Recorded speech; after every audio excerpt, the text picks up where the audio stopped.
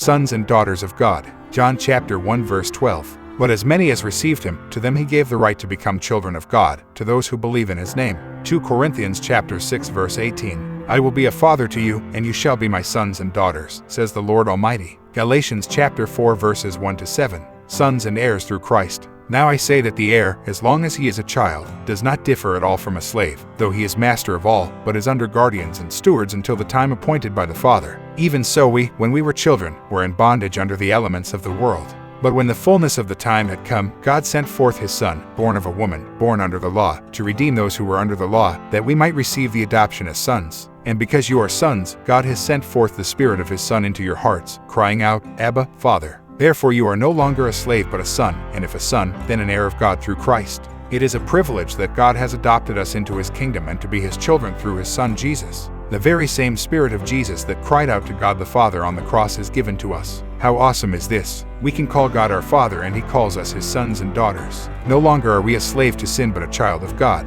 What an utter joy that we can be part of God's inheritance, and everything that he has is inherited to us and belongs to us. Luke chapter 15 verse 31. And he said to him, Son, you are always with me, and all that I have is yours. If you like this video, please subscribe, like and share.